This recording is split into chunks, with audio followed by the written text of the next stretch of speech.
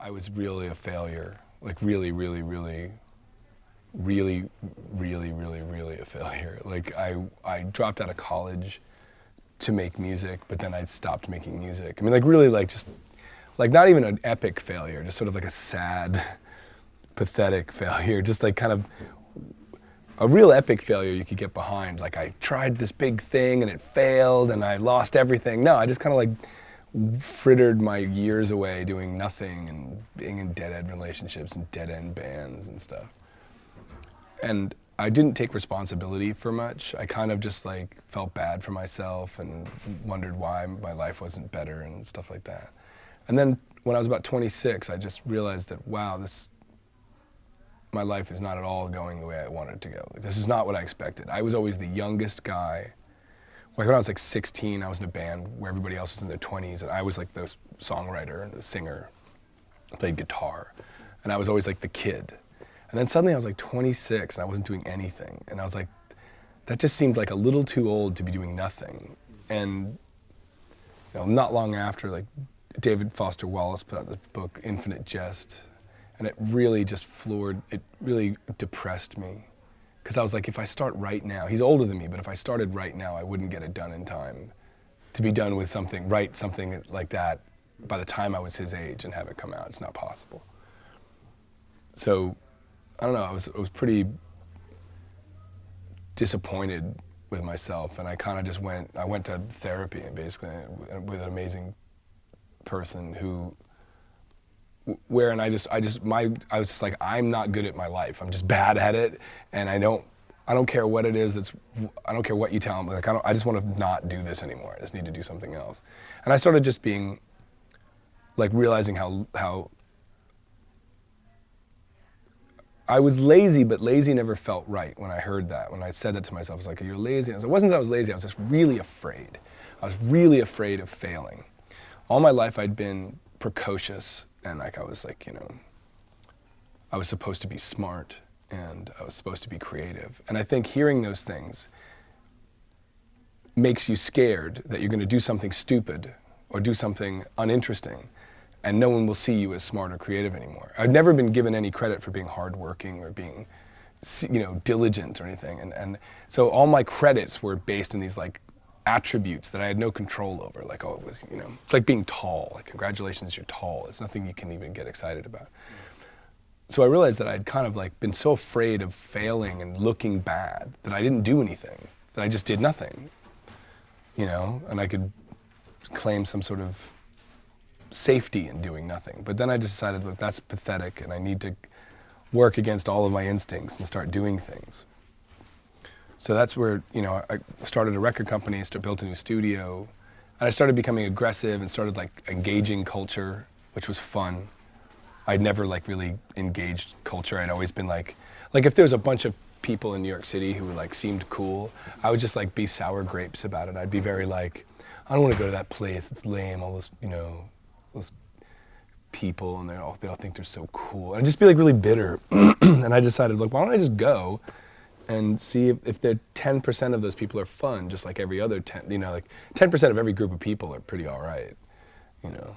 90% of most groups of people are kind of terrible, but like 10%. So I started going to different types of things and meeting different people, and like started throwing parties, and all of a sudden I was kind of cool, which you know, I'd never been in New York. I've just always been like a total, not even an outsider, just like sort of a nobody, like just sort of invisible, like sad, kind of shy. And all of a sudden I was DJing and I felt cool, and I threw parties. And then one night I went to go see a band, and somebody else was kind of playing the records that I was playing. And like nobody else was playing the records I was playing. That was like my thing. And I got really mad, and I got really defensive, and I was just like, what the, you know, that's mine. Who the hell is this? Some 22-year-old.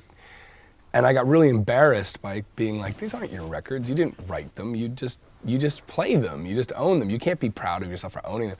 But I was mad at the same time, because I was like, no, but I know that kid was at one of my parties and just doing, and it was like this really dense conflict that I couldn't resolve. And that's kind of where Losing My Edge came from. It like really just came from this, I didn't have a good answer. Like I was angry, but I was also really pathetic for being angry, but also kind of, there wasn't really a right or wrong. It was sort of like, you know, I was right and wrong, and this kid was right and wrong, and everybody there who was right and wrong, and it felt really dense and really like easy to write from, like easy to make something from. And so I made that song, and everybody thought it was terrible. I remember playing it for people, and they would be like, they'd give you this face, like,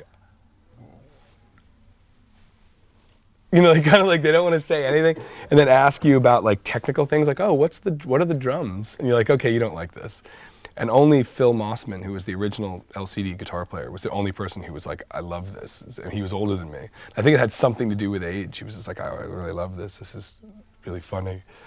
And so we put it out, and with literally the people from the label, like my two partners, Tim and John, were just like, they afterwards said, like, we just thought you were making a big mistake and you were gonna look like an idiot, and we just kind of felt bad for you. Like, you know, it was the B-side until the last day. It was the B-side to Beat Connection until the last minute, and I was like, no, that should be the A-side. That's the one that I should sink or swim with, you know. But that was a Foster Wallace moment, really. And it had so huge impact, and still has. Well, you know, that's a funny thing, because I know how many we made, and it's not that many, you know, it's like 4,000, 5,000, 12 inches, which to me was a huge deal. But then when I was like, well, it kind of like, it was a song that everybody knew when I was flying around. This is also when I learned about how much people got music from the internet.